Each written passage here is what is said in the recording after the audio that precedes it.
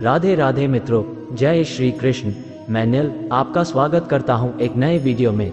रथ यात्रा के सुअवसर पर आज हम जानेंगे भगवान जगन्नाथ देव का इतिहास। वीडियो लास्ट तक देखें। आशा करते हैं आज लड्डू गोपाल जी का सेवा देखते हुए जगन्नाथ देव की अनमोल इतिहास आपको अच्छा लगेगा।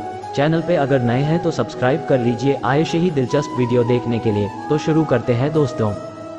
माना जाता है कि भगवान विष्णु जब चारों धामों पर बसे अपने धामों की यात्रा पर जाते हैं तो हिमालय की ऊंची चोटियों पर बने अपने धाम बद्रीनाथ में स्नान करते हैं, पश्चिम में गुजरात के द्वारिका में वस्त्र पहनते हैं, पुरी में भोजन करते हैं और दक्षिण में रामेश्वरम में विश्राम करते हैं। द्वापर के बाद भगवान कृष्ण पुरी में निवास करने लगे और बन गए जग के नाथ अर्थात जगन्नाथ। पुरी का जगन्नाथ धाम चार धामों में से एक है। यहाँ भगवान जगन्नाथ बड़े भाई बलभद्र और बहन सुभद्रा के साथ विराजते हैं। हिंदुओं की प्राचीन और पवित्र 7 नगरियों में पुरी उड़ीसा राज्य के समुद्री तट पर बसा है। जगन्नाथ मंदिर विष्णु के 8वें अवतार श्री कृष्ण को समर्पित है। भारत के पूर्व में बंगाल की खाड़ी के पूर्वी छोर पर बसी पवित्र नगरी पुरी उड़ीसा की राजधानी भुवनेश्वर से थोड़ी दूरी पर है। आज का उड़ीसा प्राचीन काल में उत्कल प्रदेश के नाम से जाना जाता था। यहाँ देश की समृद्ध बंदरगाहें थीं, जहाँ जावा, सुमात्रा, इंडोनेशिया, थाईलैंड और अन्य कई देशों का इन्हीं बंदरगाह के रास्ते व्यापार होता था। पुराणों में इसे धरती का वैकुंठ कहा गया है। ये भगवान विष्णु के 4 धामों में से एक है। इसे श्री क्षेत्र, श्री पुरुषोत्तम क्षेत्र, शाक क्षेत्र, नीलांचल, नीलगिरी और श्री जगन्नाथपुरी भी कहते हैं। यहाँ लक्ष्मीपति विष्णु ने तरह तरह की लीलाएं की थीं। ब्रह्म और स्कंद पुराण के अनुसार यहाँ भगवान विष्णु पुरुषोत्तम नीलमाधव के रूप में अवतरित हुए और सबर जनजाति के परम पूज्य देवता बन गए। सबर जनजाति के देवता होने के कारण यहाँ भगवान जगन्नाथ का रूप कबीलाई देवताओं की तरह है। पहले कबीले के लोग अपने देवताओं की मूर्तियों को काष्ठ से बनाते थे। जगन्नाथ मंदिर में सबर जनजाति के पुजारियों के अलावा ब्राह्मण पुजारी भी हैं। ज्येष्ठ पूर्णिमा से आषाढ़ पूर्णिमा तक सबर जाति के दैतापति जगन्नाथ जी की सारी रीतियां करते हैं। पुराण के अनुसार नीलगिरी में पुरुषोत्तम हरि की पूजा की जाती है। पुरुषोत्तम हरि को यहाँ भगवान राम का रूप माना गया है। सबसे प्राचीन मत्स्य पुराण में लिखा है कि पुरुषोत्तम क्षेत्र की देवी विमला है और यहाँ उनकी पूजा होती है। रामायण के उत्तराखंड के अनुसार भगवान राम ने रावण के भाई विभीषण को अपने इक्ष्वाकु वंश के कुल देवता भगवान जगन्नाथ की आराधना करने को कहा। आज भी पुरी के श्री मंदिर में विभीषण वंदापना की परंपरा कायम है। स्कंद पुराण में पुरी धाम का भौगोलिक वर्णन मिलता है। स्कंद पुराण के अनुसार पुरी एक दक्षिणवर्ती शंख की तरह है और यह 5 कोस यानी 16 किलोमीटर क्षेत्र में फैला है। माना जाता है कि इसका लगभग 2 कोस क्षेत्र बंगाल की खाड़ी में डूब चुका है। इसका उदर है समुद्र की सुनहरी रेत जिसे महोदधि का पवित्र जल धोता रहता है। सिर वाला क्षेत्र पश्चिम दिशा में है जिसकी रक्षा महादेव करते हैं। शंख के दूसरे घेरे में शिव का दूसरा रूप ब्रह्म कपाल मोचन विराजमान है। माना जाता है कि भगवान ब्रह्मा का एक सिर महादेव की हथेली से चिपक गया था और वह यहीं आकर गिरा था। तभी से यहाँ पर महादेव की ब्रह्म रूप में पूजा करते हैं। शंख के तीसरे वृत्त में मां विमला और नाभि स्थल में भगवान जगन्नाथ रथ सिंहासन पर विराजमान है। मंदिर का इतिहास। इस मंदिर का सबसे पहला प्रमाण महाभारत के वन पर्व में मिलता है। कहा जाता है कि सबसे पहले सबर आदिवासी विश्ववसु ने नीलमाधव के रूप में इनकी पूजा की थी। आज भी पुरी के मंदिरों में कई सेवक हैं जिन्हें दैतापति के नाम से जाना जाता है।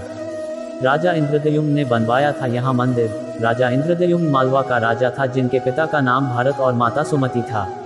राजा इंद्रद्युम्न को सपने में हुए थे जगन्नाथ के दर्शन। कई ग्रंथों में राजा इंद्रद्युम्न और उनके यज्ञ के बारे में विस्तार से लिखा है। उन्होंने यहाँ कई विशाल यज्ञ किए और एक सरोवर बनवाया। एक रात भगवान विष्णु ने उनको सपने में दर्शन दिए और कहा, नीलांचल पर्वत की एक गुफा में मेरी एक मूर्ति है, उसे नीलमाधव कहते हैं। तुम एक मंदिर बनवाकर उसमें मेरी यह मूर्ति स्थापित कर दो। राजा ने अपने सेवकों को नीलांचल पर्वत की खोज में भेजा। उसमें से एक था ब्राह्मण विद्यापति।